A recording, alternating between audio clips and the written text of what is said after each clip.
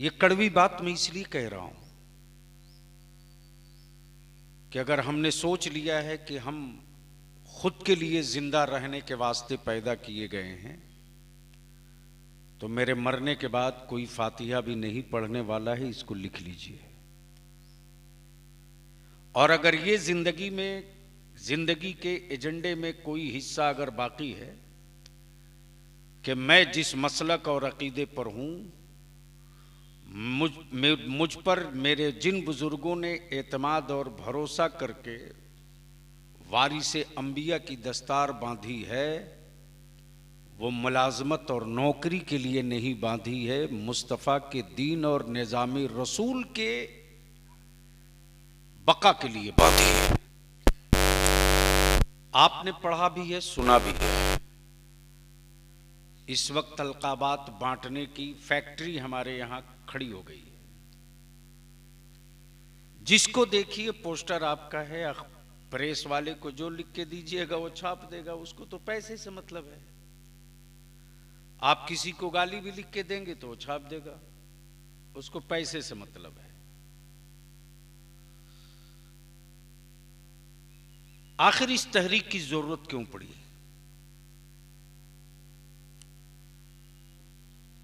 आपको शायद एहसास नहीं है, बीरभूम, मुर्शिदाबाद, उत्तर दिनाजपुर, बिहार का पूर्वी इलाका, बंगाल का पश्चिमी इलाका, झारखंड का पार्ट, होश उड़ जाएंगे अगर आलिमाना खून है बदन में, तो नींद नहीं आएगी अगर गैरत का दूध पिए हैं, तो बेचैनियों में रात बीतेगी अगर एहसास मरा नहीं है, तो सुकून से सांस नहीं ले पाएंगे अगर जमीर जिंदा है, तो महंगा निकाह और महंगी शादियों ने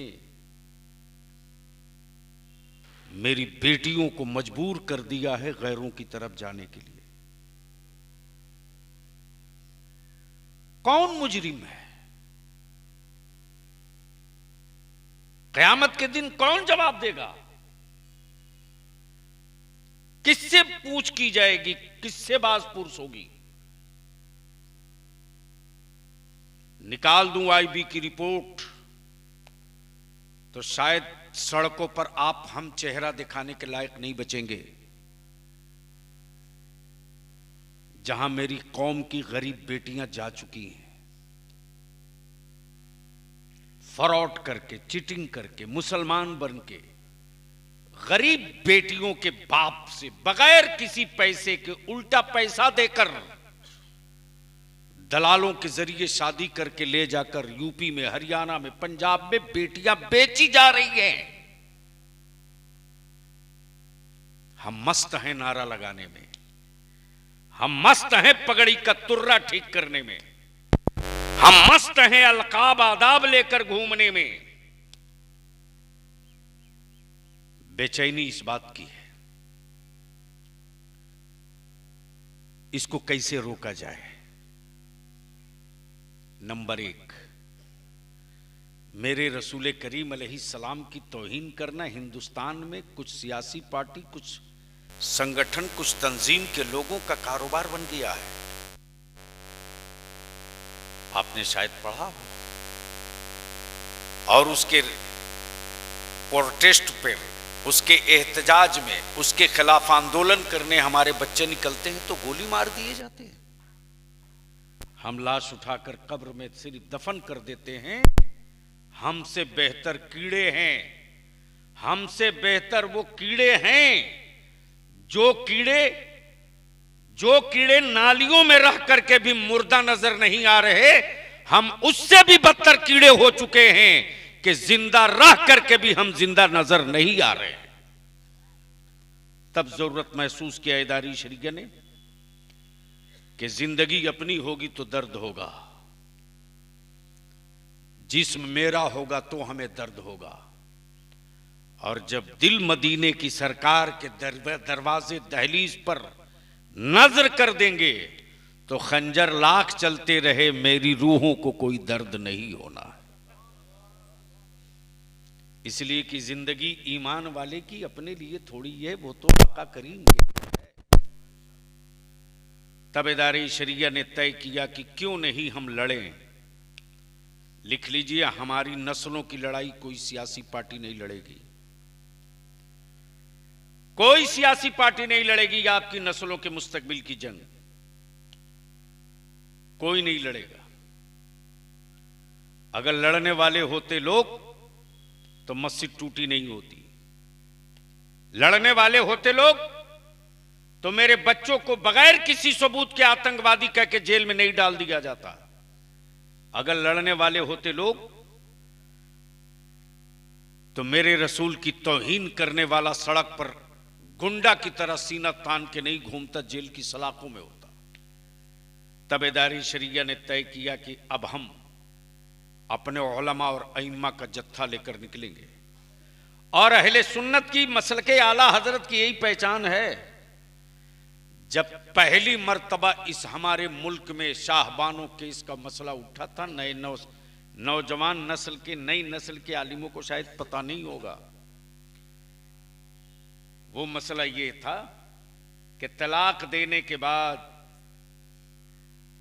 जब तक वो लड़की, वो औरत दूसरा निकाह नहीं कर लेती, तब तक उस पहले शौहर के जिम्मे खाना, कपड़ा, सारा अखराजात देते रहना होगा। ये पहला हमला हुआ था। दूसरा हमला 3 तलाक पर। मैं तो डंके की चोट पर कहता हूं, कौन गया है सुप्रीम कोर्ट? मोबाइल के डब्बे आपके पास हैं। व्हाट्सएप पर फेसबुक के मुजाहिदों से जंग नहीं लड़ी जा सकती।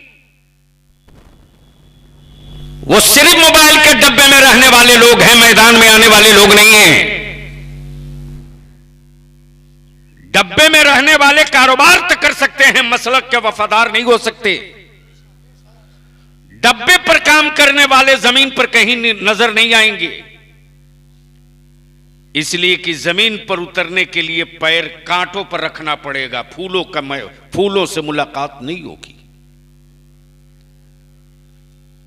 आज उसी 3 तलाक पर सुप्रीम कोर्ट में अहले सुन्नत की तरफ से कोई एक आदमी लड़ रहा है और कोई एक इदारा लड़ रहा, तो उस इदारे का नाम इदारे शरिया है, उस खादिम का नाम बलियाबी है।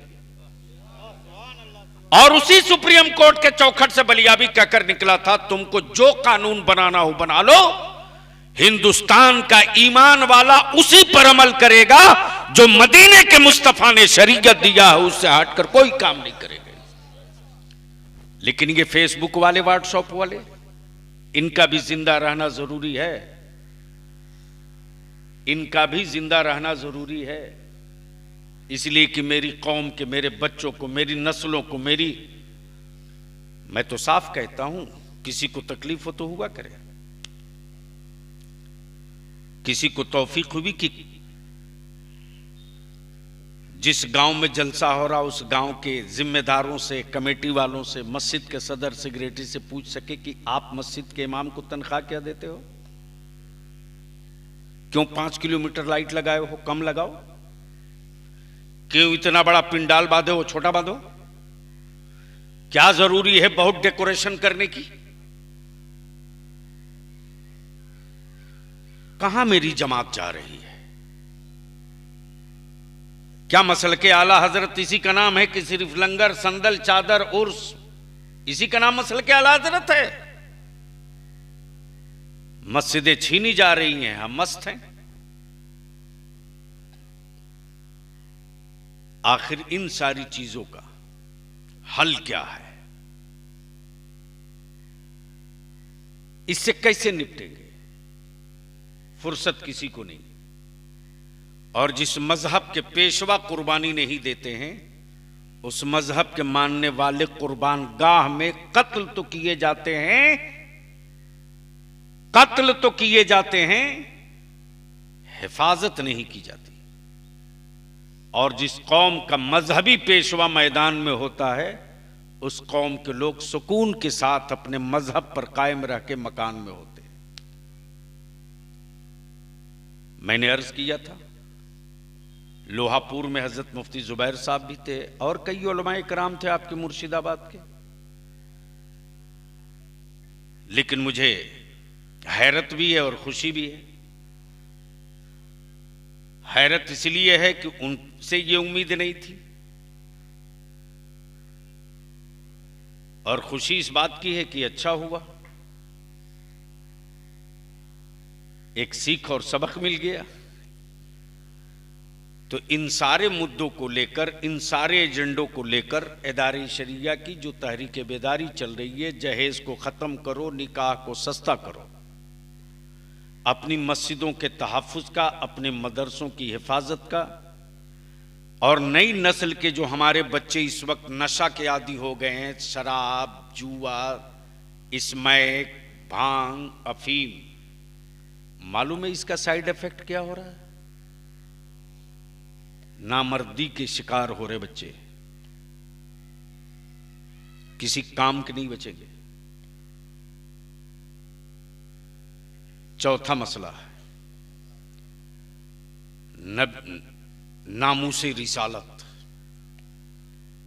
अल्हम्दुलिल्लाह एक केस तहरीके बेदारी इदारे शरिया एक केस जीत चुका,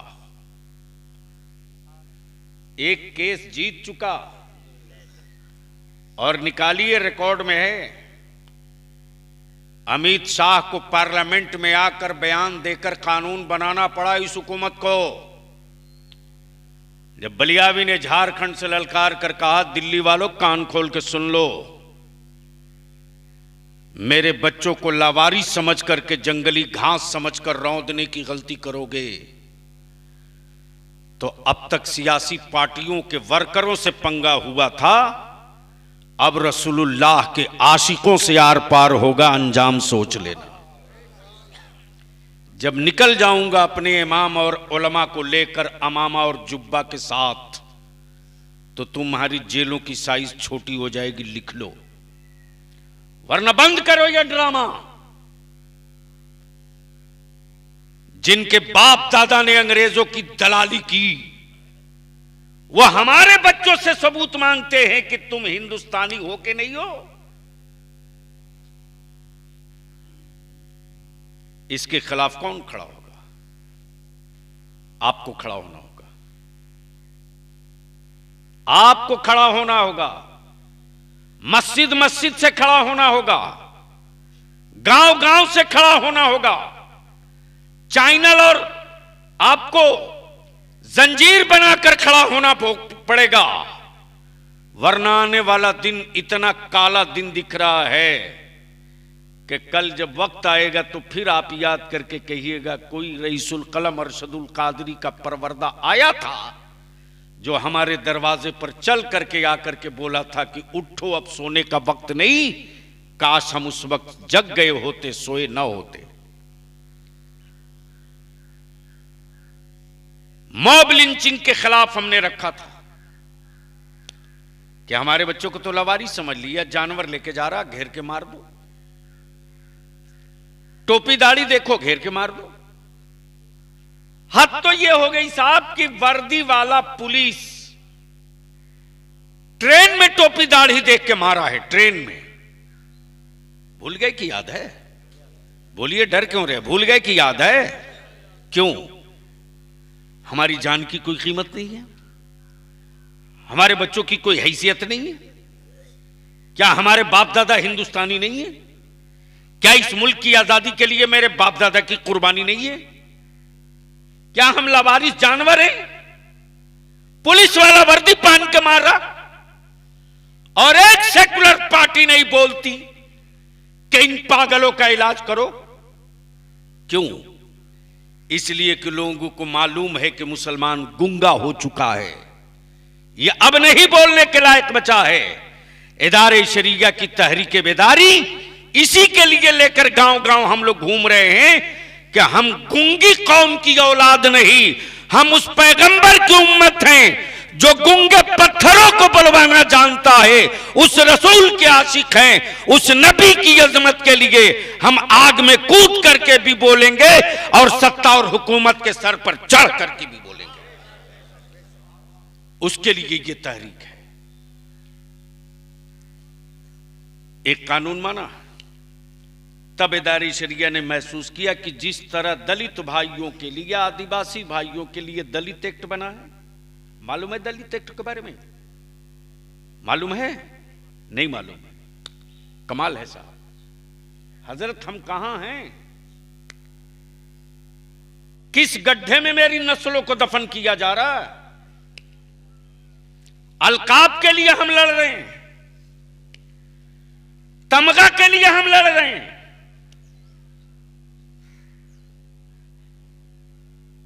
अरे कागज और अखबारों में तमगा और अलकाब लेना हो तो यार पूरी डिक्शनरी आपके पास है, सारे अलकाब ले लो, कौन रोक रहा? कोई मना नहीं कर रहा। अतर को कहना नहीं पड़ता है कि ये खुशबू है। आला हजरत को कहना नहीं पड़ा कि मैं मुजद्दिद हूं। मेरे मुफ्ती आजम को बोलने नहीं पड़ा कि मैं ही मुफ्ती आजम हूं। अतर खुद बोलता है, शीशी नहीं बोलती। लेकिन यहां तो मुसीबत है, अतर है ही नहीं, शीशी ये बोल रही।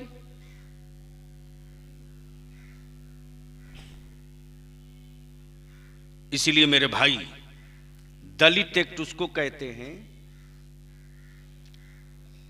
कि अगर किसी ने दलित भाई को उनकी जात और बिरादरी का नाम ले लिया या कुछ कर दिया तो नन बेलेबुल दफा लगाकर आपको जेल भेज दिया जाएगा। यह है दलित एक्ट। उनकी जमीन पर कोई पैर नहीं रख सकता, लेकिन आपकी जमीन पर कोई भी झंडा गाड़ के कब्जा कर लेता है। दौड़ते रहिए थाना पुलिस।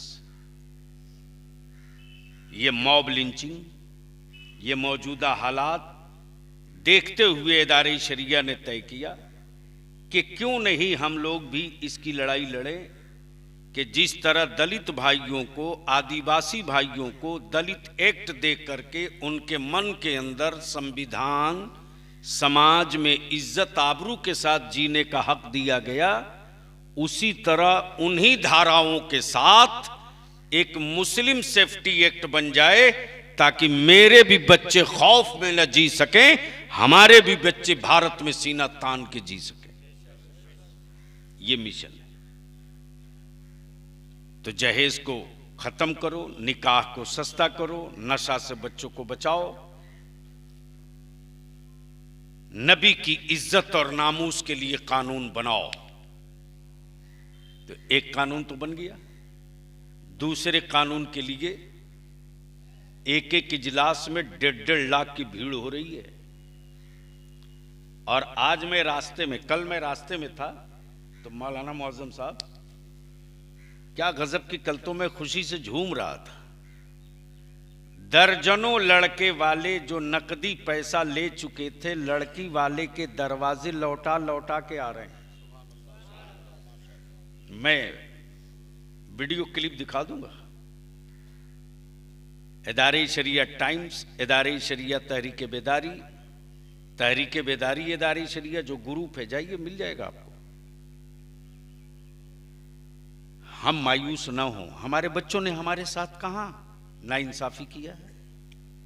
हम अपने उलमा से, हजरत कोई एमपी हो, मिनिस्टर हो, मुख्यमंत्री हो, मेरी कौम के जवानों से ज्यादा मोहब्बत कोई दूसरी कौम नहीं कर सकती। मेरे भाई, आप खुद बतावें, हम हों, आप हों, किसी जलसे में जाते हैं, अगर हाथ धुलना है खाना खाने के लिए या खाना खाने के बाद, तो मेरे बच्चे वगलदान लेके खड़े रहते हैं कि नहीं? बोलिए ना हुआ। अगर मेरा आलिम पैर सीधा करता है चारपाई से या तख्त से उतरने के लिए, हमारे बच्चे जूती सीधी कर देते हैं कि नहीं?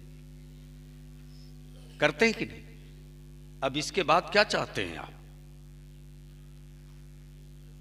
इसके बाद अब बचा क्या है? इसके अलावा अब इससे बढ़कर इज्जत क्या चाहिए हमको? तो जो बच्चे अपने आलिमों के एहतराम में जूती सीधी करें। जेब में पैसे नहीं होते फिर भी मेरा नौजवान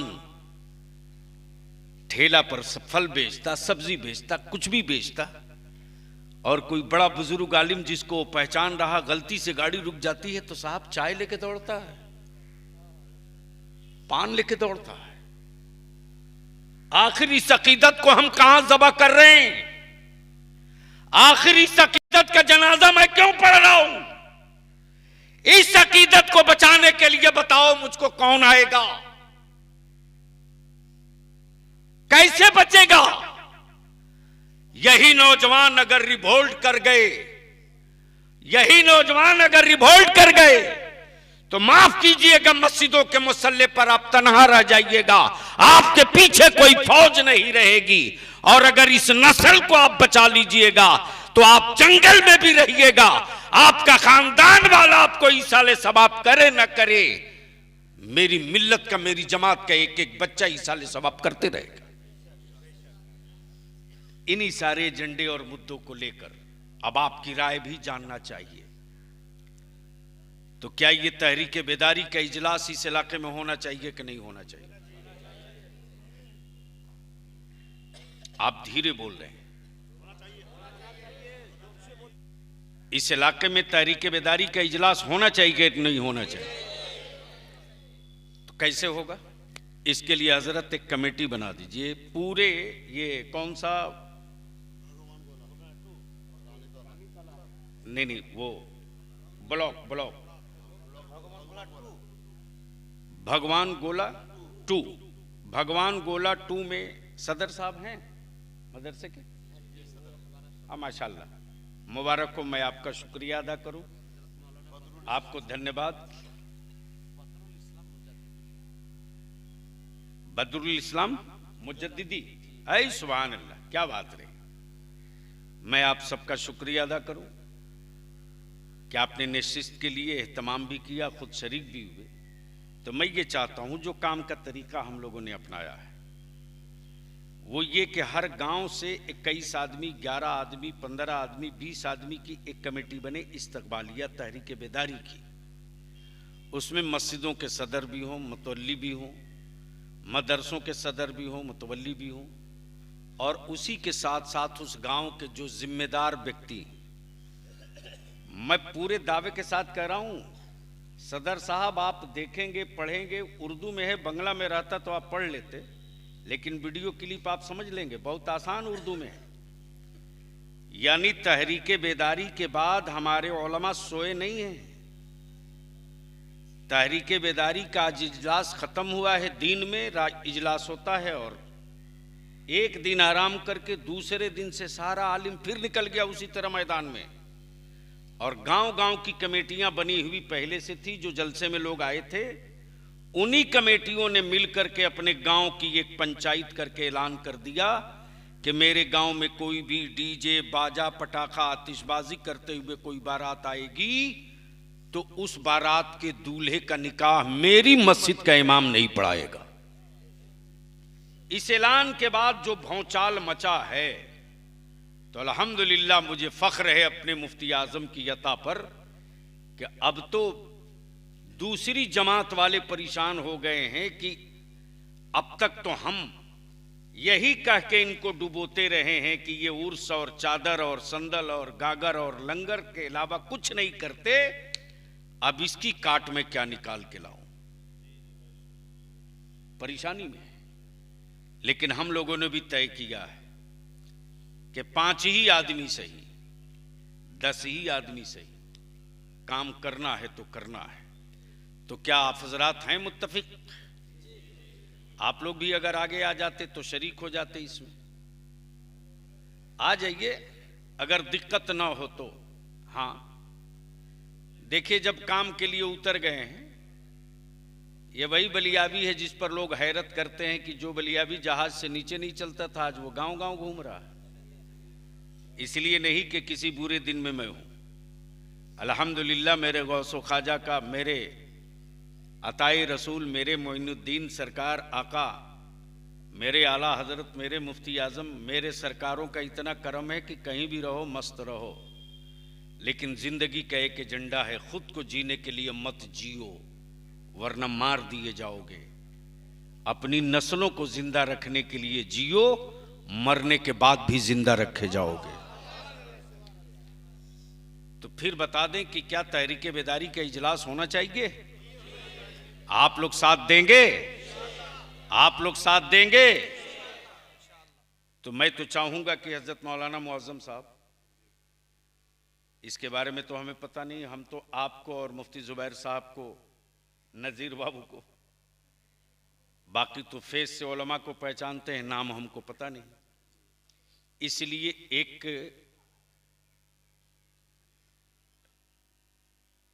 रानी टोला ब्लॉक 2 में हजरत कितनी पंचायत होगी, कुछ अंदाजा है?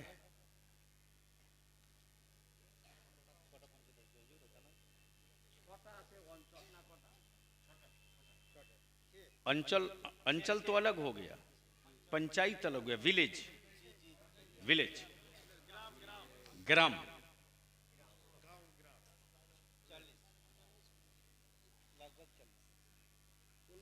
अरे अब तो गूगल से बड़ा कोई मौलाना नहीं है, अभी मार दीजिए, 1 मिनट में बता देगा।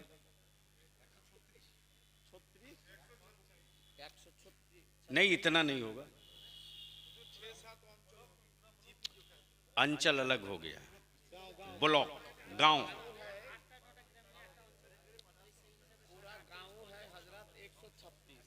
136 गांव है।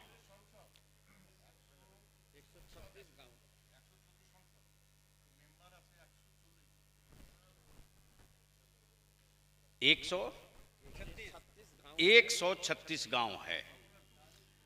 ये काम एक हफ्ते में जितनी भीड़ है उलमा की, अइम्मा की, ये चाहें तो एक हफ्ते के अंदर हर गांव की लिस्टिंग हो सकती है। वो कैसे? मसलन इस गांव की मस्जिद का इमाम मैं हूं, तो मुझको मालूम है कि मेरे बगल वाले गांव में कौन है, उसके बगल के गांव में कौन है, उस बगल के गांव में कौन है। तो हर आलिम एक दूसरे आलिम को उस इलाके का जानता है, ठीक है। तो एक काम आसानी से कर सकते हैं, एक फॉर्मेट हजरत मैं बनवा देता हूं, उसको बंगला में डिज़ाइन कर दीजिए, और बंगला में आज ही इदारे शरिया की तहरीक बेदारी, ये रानी टोला,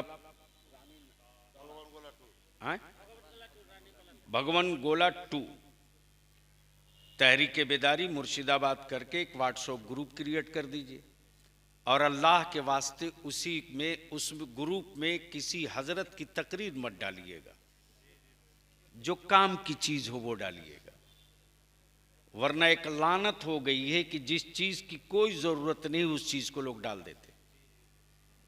असल एजेंडा तहरीक बेदारी, जो उस एजेंडे को बंगला में, इंग्लिश में मैं फ्रेश करा करके कोशिश ये कर रहा हूँ, चूँकि परसों मीटिंग है गौसे बंगाला के दयार रानीगंज में,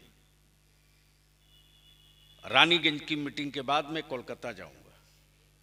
तो जो कुछ मुमकिन होगा हम आपसे इतनी ही गुजारिश करेंगे कि एक नौजवान हमको हज़रत मुफ्ती साहब ऐसा दे दीजिए जो उर्दू को बंगला कर सके, तो उससे हमको सहूलत होगी कि जो हमारे यहाँ टीम है जो काम कर रही है, रांची में मौलाना कुतुबुद्दीन साहब हैं, पटना में मुफ्ती डॉक्टर अमजद रज़ा जो काजी शरीयत हैं, मुफ्ती गुलाम हुसैन सकाफ़ी जो नायब काजी शरीयत है, तो वो लोग भेज देंगे, तो वो ताबड़तोड़ ट्रांसलेट करके, चूँकि वो बंगला नहीं जानते और हमारे जो उलमा बंगला जानते हैं, एक मर्तबा आप लोगों से प्रूफ पढ़वा लेंगे ताकि कोई गलती तो नहीं है, वो प्रूफ पढ़ा कर फिर डाल देंगे। तो हर आलिम उस फॉर्मेट के एतबार से अपने इलाके के, मान लीजिए कि अगर इस मस्जिद का इमाम मैं हूँ, तो अपने पास पड़ोस के 5, 7, 8 मस्जिद, 10 मस्जिद, जहाँ तक हम जा सकते हो जाएं, अनलिमिटेड, और सबको जोड़ें, और एक टीम बना दीजिए हजरत। 136 गांव अगर है तो कम से कम इसके लिए हमको लगता है कि 5-6 ग्रुप बनाना पड़ेगा, और एक गाड़ी रखिए, बाज़ाब्ता इसकी रसीद छपवाइए, टोकन छपवाइए और एक कमेटी बना दीजिए।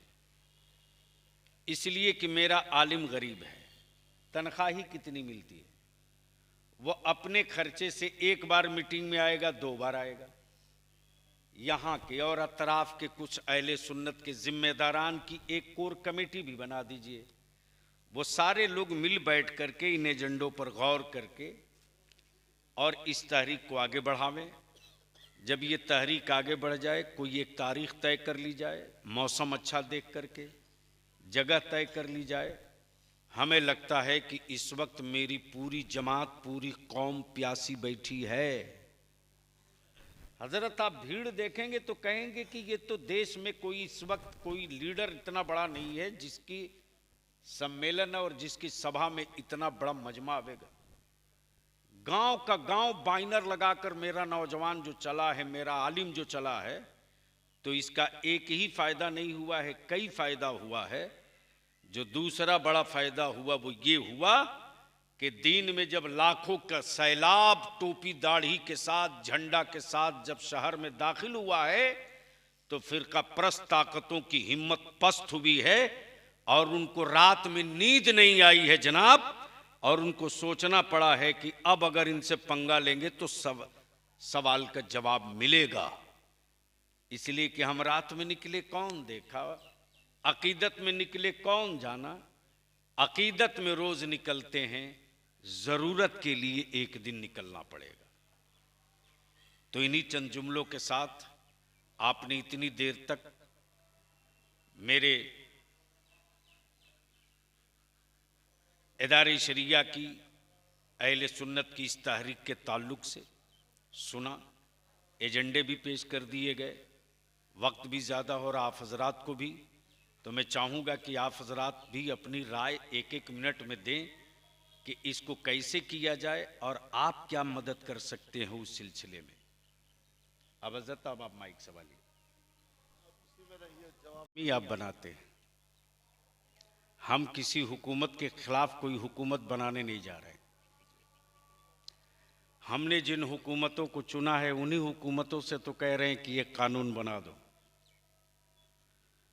हमने तुझको राजा बना दिया, हम छोटी सी चीज मांग रहे हैं। अब इसके लिए अगर कोई बीच में अड़चन आवे, डाले, हरासमेंट करे तो उसके लिए बेखौफ रहिए। आलिम के सामने हर हुकूमत सिलेंडर हुई है, क्या गलत है? अरे बोलिए ना, डर क्यों रहे हैं?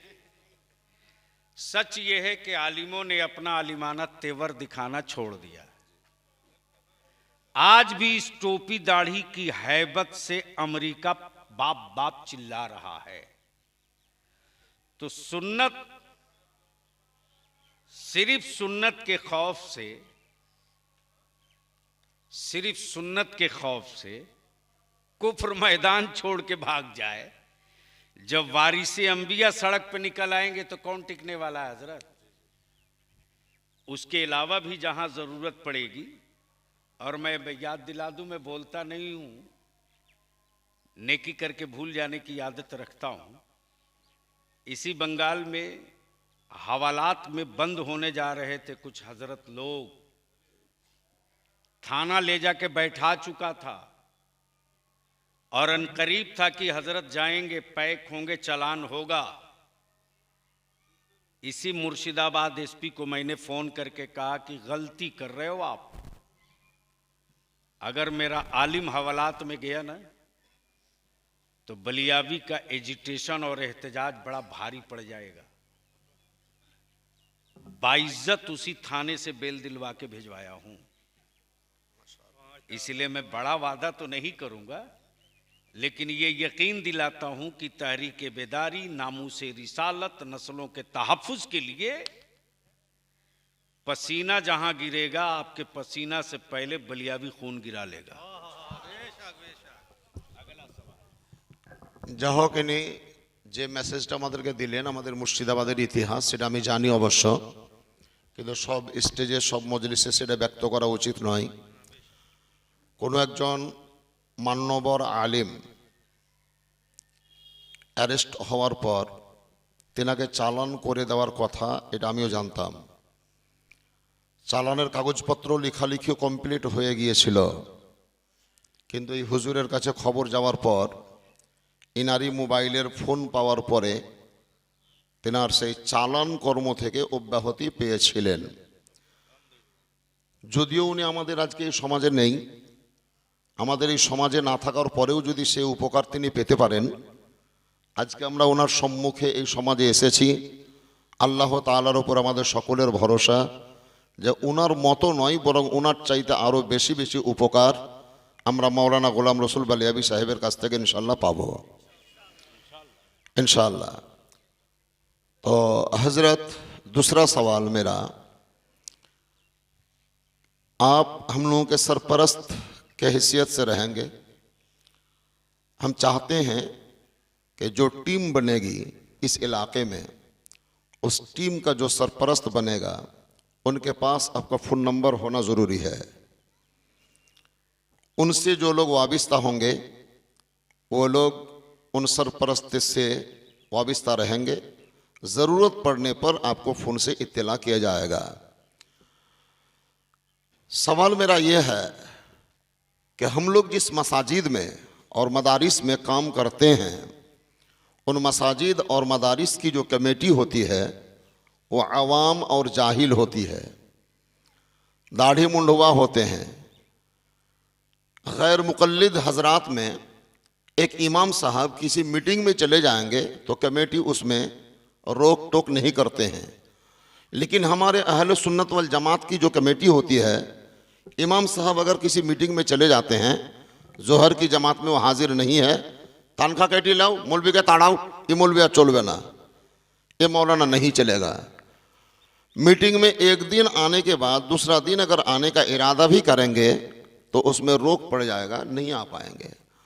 तो हम चाहते हैं कि हम लोग गांव-गांव में कमेटी लोगों को इत्तला कराएंगे इस बारे में।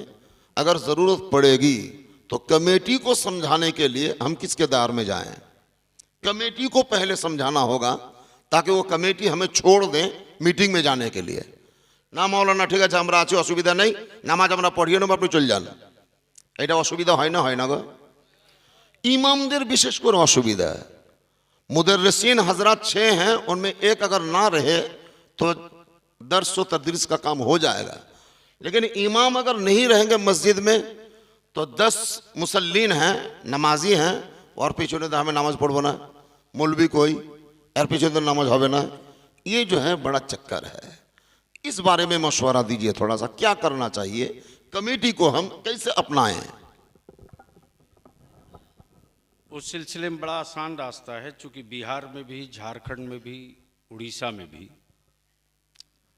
इसका हल मैंने बहुत आसानी से निकाल लिया और बहुत आसान रास्ता है। मस्जिद की कमेटी के लोगों को, मसलन एक गांव में अगर 5 मस्जिद है या 4 मस्जिद है, तो चारों पांचों मस्जिद के से एक एक 2-2 आदमी लेकर के उस गांव की इस्तकबालिया कमेटी बना दीजिए। तो जब मस्जिद के जिम्मेदारान को खुद आगे बढ़ा दीजिएगा तो मेरे उलमा उनकी पीठ पर खड़े हो जाएंगे, तो दोनों फायदा हो जाएगा। जो आप करारदाद, जो रेजुलेशन, जो प्रस्ताव आप लाइएगा उस कॉन्फ्रेंस में, तो उसको अमल कराने के लिए गांव में मेरा इमाम अकेले काफ़ी नहीं होगा ना। फिर तो पैसा वाला, दौलत वाला जो हरामखोरी करता है वो मेरे इमाम को हटवा देगा। इसलिए हम लोगों ने तय किया कि मस्जिद के सदर सेक्रेटरी को इस्तकबालिया में जोड़कर उसको इस तहरीक का हिस्सा बना दे, और जब वो खुद हिस्सा बन जाएगा तो वो खुद कहेगा कि इमाम साहब मैं मीटिंग में नहीं जा पा रहा हूं, आप चले जाइए, ठीक है, और इसका बड़ा काम हो जाएगा। उससे आपके कोई भी बात, कोई भी चीज आप जब पूरे ब्लॉक लेवल की तय करेंगे, 136 गांव के लिए जब तय करेंगे, तो उन सबको मिलाकर एक महापंचायत भी आपकी बन जाएगी। तो मस्जिद के सदर सेक्रेटरी और उस गांव के जिम्मेदारान, उन सारे लोगों को शरीक कर लीजिए और उनको आगे बढ़ाइए। उलमा पीछे खड़े हैं, हम मजहब की रखवाली कर सकते हैं, हम मजहब का मसला बता सकते हैं, अमल कराने के लिए आपको आना पड़ेगा। तो अमल कराने के लिए जब सदर सिगरेटी खुद जुमा के दिन माइक पर आकर खड़ा हो जाएगा कि हम लोगों ने ये तय कर लिया है, यही होगा, वरना हमारा इमाम नहीं पढ़ाएगा निकाह, उसी वक्त मसले का तुरंत हल हो जाएगा। तो मैं समझता हूं कि मेरी राय से आप हजरात मुत्तफिक होंगे। तो क्या ये बेहतर होगा ना कि मस्जिद के सदर सिगरेटी को ही आगे बढ़ाकर उनको गांव की कमेटी का इस्तकबालिया बना दिया जाए, तहरीक से जोड़कर, और कुछ हो